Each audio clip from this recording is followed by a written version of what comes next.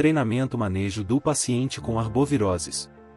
Dengue, Zika, chikungunya e febre do Oropouche. As arboviroses são um grupo de doenças virais que são transmitidas principalmente por artrópodes, como mosquitos e carrapatos. A palavra arbovirose deriva de arbovírus, que significa vírus transmitidos por artrópodes.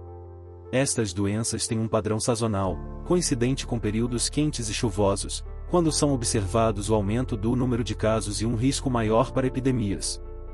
Os sintomas destas arboviroses são parecidos com queixa de dor de cabeça intensa, dor muscular, náusea e diarreia.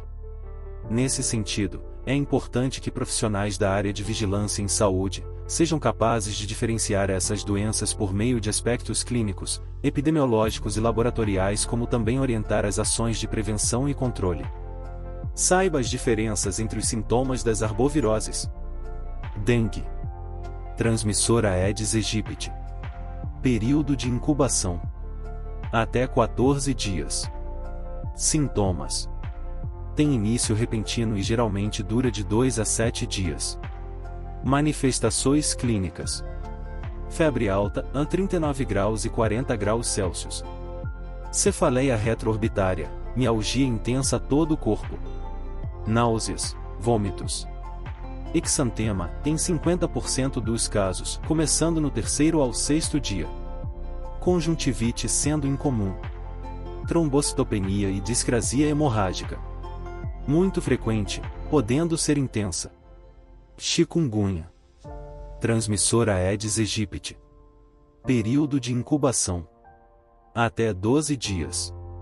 Sintomas: 3 a 10 dias. Manifestações clínicas: febre alta, artralgia intensa, edema articular, dor mais articular. Exantema, em 50% dos casos, começando no 2º ao 5º dia. Conjuntivite em 30% dos casos. Trombocitopenia e discrasia hemorrágica. Incomum, sendo leve a moderada. Zika. Transmissor: Aedes aegypti. Período de incubação: até 17 dias. Sintomas: dura 3 a 7 dias. Manifestações clínicas: febre baixa ou ausente. Mialgia leve. Artralgia leve a moderada, edema articular leve a moderado. Exantema, maior que 90% dos casos, começando no 1º ao 2º dia. Conjuntivite em 50 a 90% dos casos. Trombocitopenia e discrasia hemorrágica. Rara ou ausente.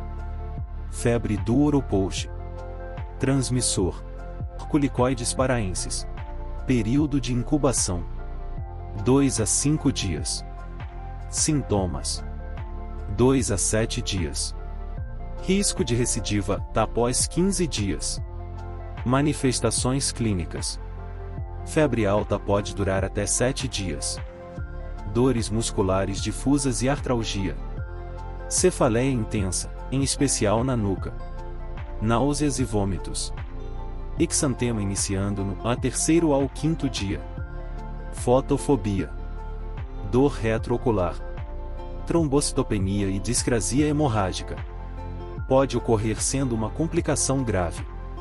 É importante frisar que em um quadro de dengue o exantema maculopapular é presente juntamente com mialgia intensa, sendo um fator importante a trombocitopenia com a leucopenia e o risco de hemorragia.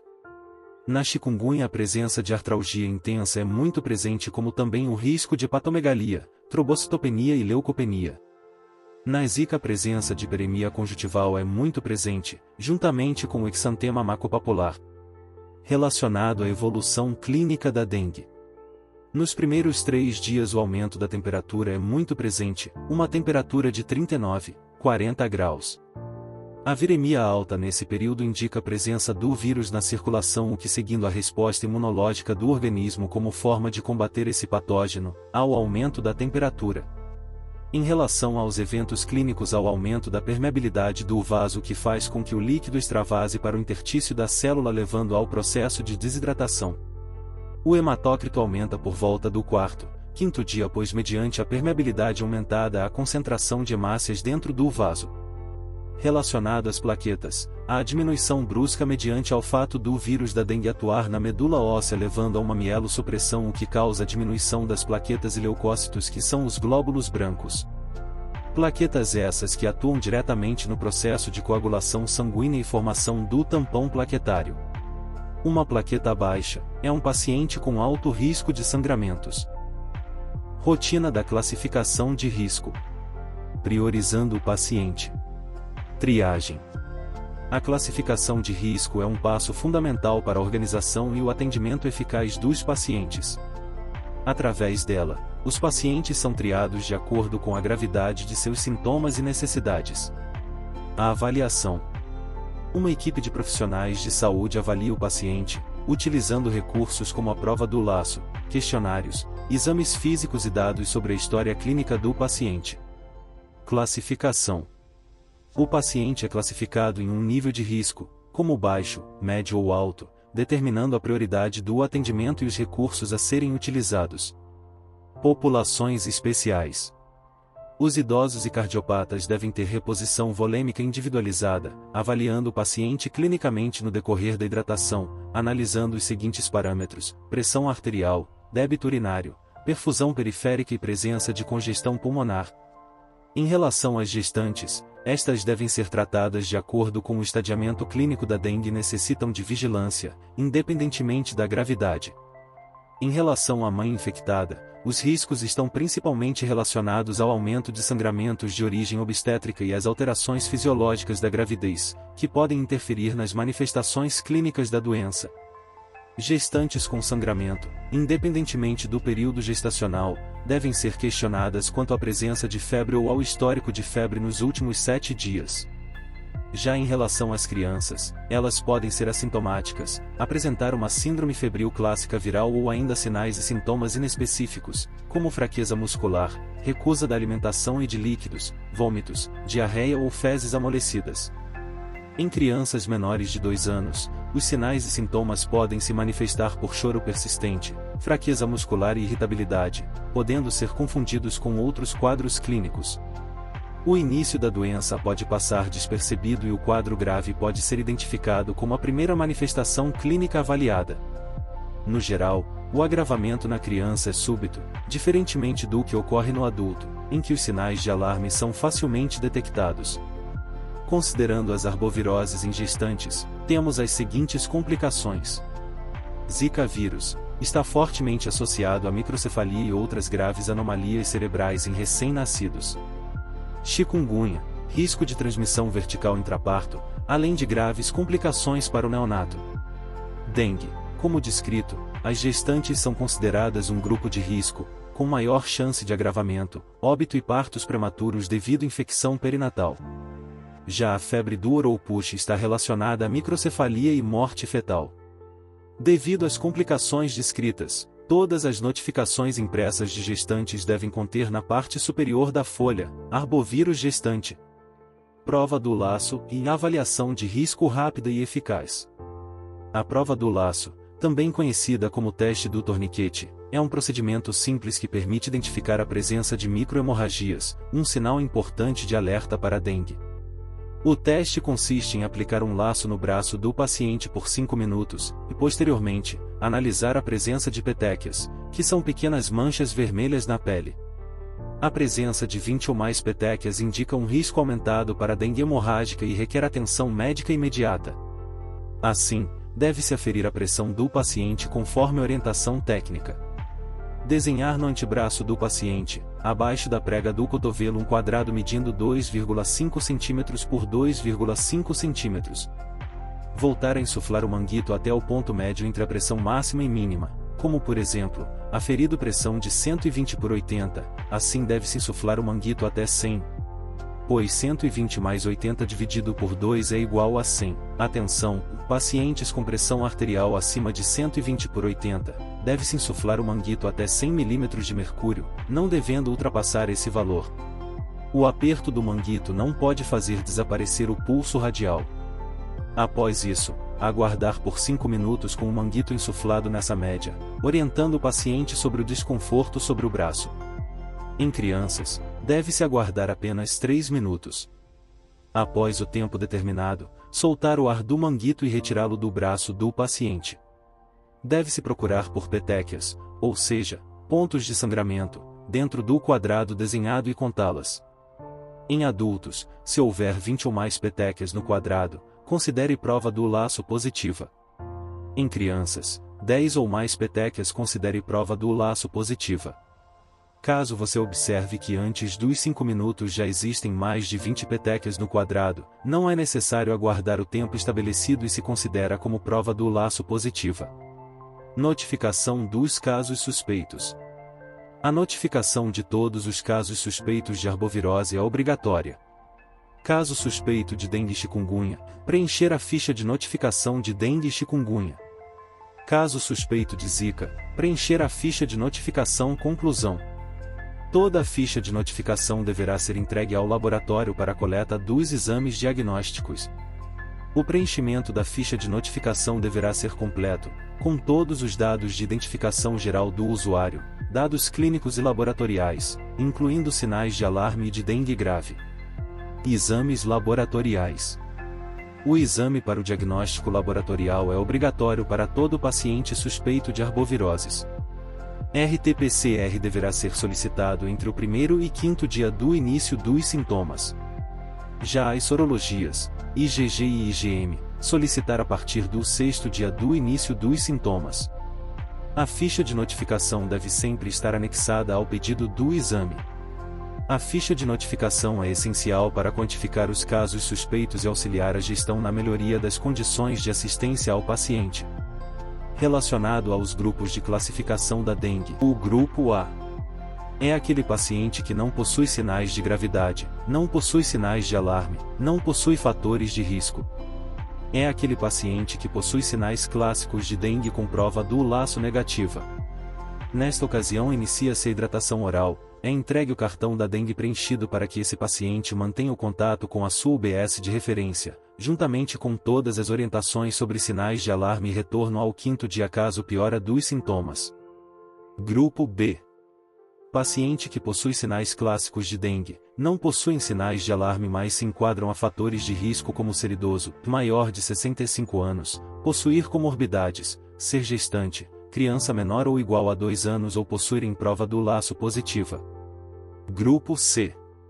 Paciente possui sinais de alarme como dor abdominal intensa, referida ou apalpação e contínua, vômitos persistentes, hipotensão postural e ou lipotímia, hepatomegalia dolorosa maior do que 2 cm abaixo do rebordo costal, sangramento de mucosas, hemorragias importantes, como hematêmese e ou melena, sonolência e ou irritabilidade, diminuição da diurese, hipotermia, aumento progressivo do hematócrito, queda abrupta de plaquetas, desconforto respiratório. Grupo D. É caracterizado por paciente com presença de sinais de choque, sangramento grave ou disfunção grave de órgãos como hipotensão arterial, pressão arterial convergente, menor que 20 mmHg, pulso rápido e fino, enchimento capilar lento, maior que 2 segundos. No que se refere ao fluxograma de dengue, o paciente inicia chegando à unidade com sinais clássicos de dengue como relato de febre, usualmente entre 2 e 7 dias de duração e 2 ou mais manifestações, sendo elas náuseas, vômitos, exantema, mialgia, artralgia, cefaleia, dor retroorbital, petequias, prova do laço positiva e leucopenia. Lembrando que todo caso suspeito de dengue precisa ser notificado em 3 vias. Sendo a primeira via, da original, encaminhada para o setor de epidemiologia. A segunda via encaminhada para o laboratório juntamente com a solicitação de exames. E a terceira via anexada ao prontuário do paciente. O paciente com caso suspeito é levado ao acolhimento onde haverá verificação dos sinais vitais, pressão arterial, anamnese, classificação de risco, realização da prova do laço e iniciar o preenchimento do cartão de acompanhamento.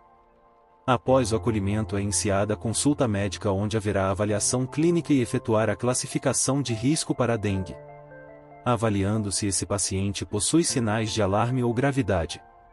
Iniciar hidratação dos pacientes de imediato de acordo com a classificação, enquanto aguardam exames laboratoriais. Caso não possua sinais de alarme ou gravidade, ele será classificado em dengue grupo A ou B.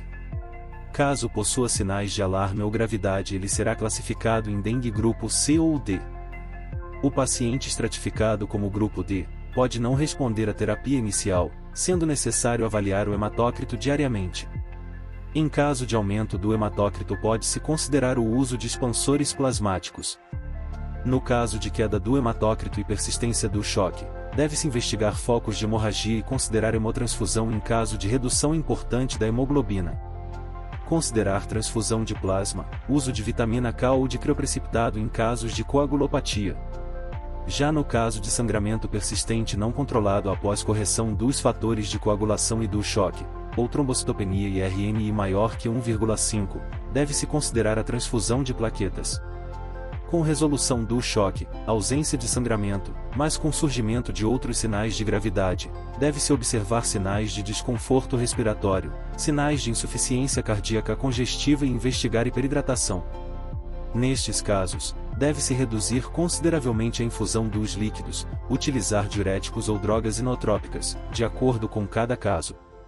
Deve-se interromper a infusão de líquidos à velocidade mínima necessária nos seguintes casos: término do extravasamento plasmático, normalização da pressão arterial, do pulso e perfusão periférica, diminuição do hematócrito na ausência de sangramentos, normalização da diurese, resolução dos sintomas abdominais. Deve-se atentar sempre para o volume e velocidade de infusão da hidratação venosa nos idosos e cardiopatas. Todas as gestantes devem ser encaminhadas ao centro materno-infantil. Deve-se realizar sempre o controle da diurese de pacientes com dengue grave.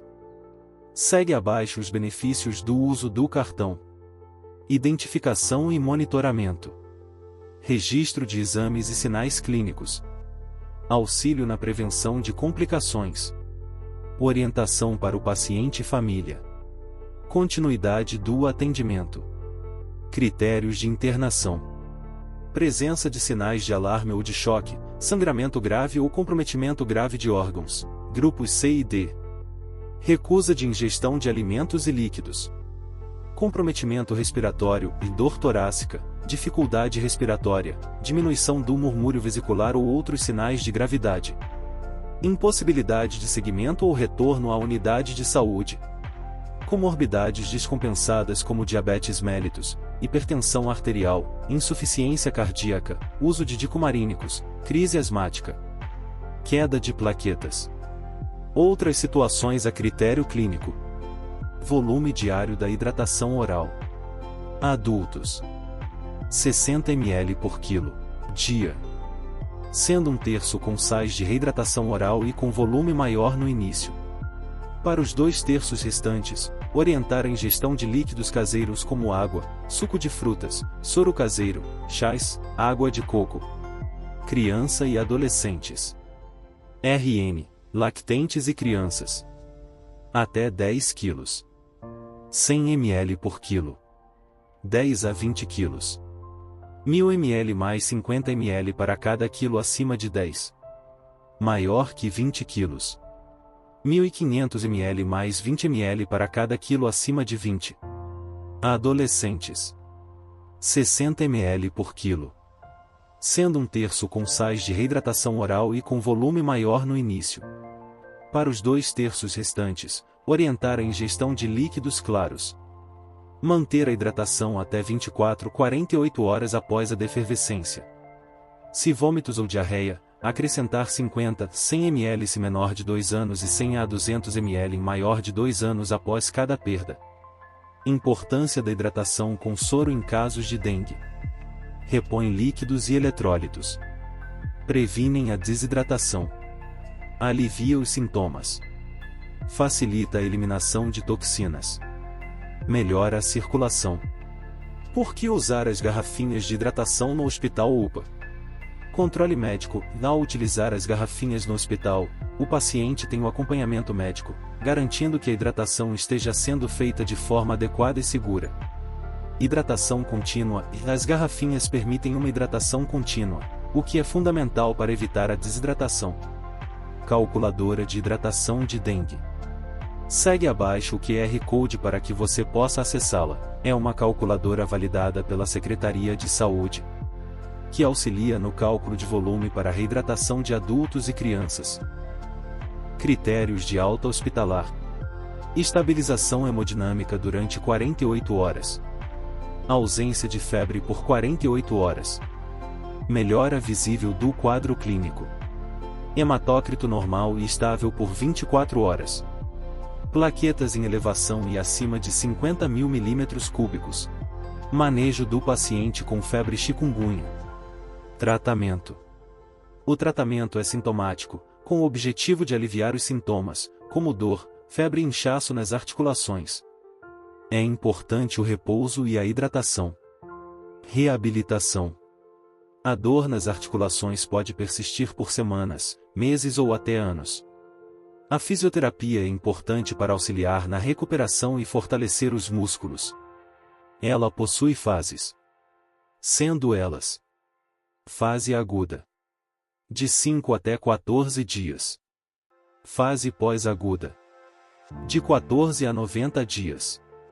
Fase crônica, após 90 dias. Manejo do paciente com Zika vírus.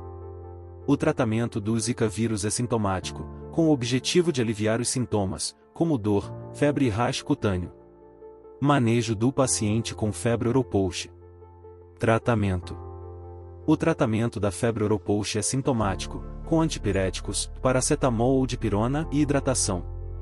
Deve-se evitar anti-inflamatórios não esteroidais. Repouso é essencial, e os sintomas geralmente desaparecem em 3 a 7 dias. A prevenção inclui o uso de repelentes, roupas protetoras e controle do vetor Culicoides paraensis. Reabilitação. A reabilitação da febre oropouche envolve recuperação gradual da fadiga e mialgia com atividades leves ou fisioterapia. Cefaleias podem ser tratadas com analgésicos simples. Em casos graves com complicações neurológicas, pode ser necessário acompanhamento especializado e reabilitação cognitiva ou motora.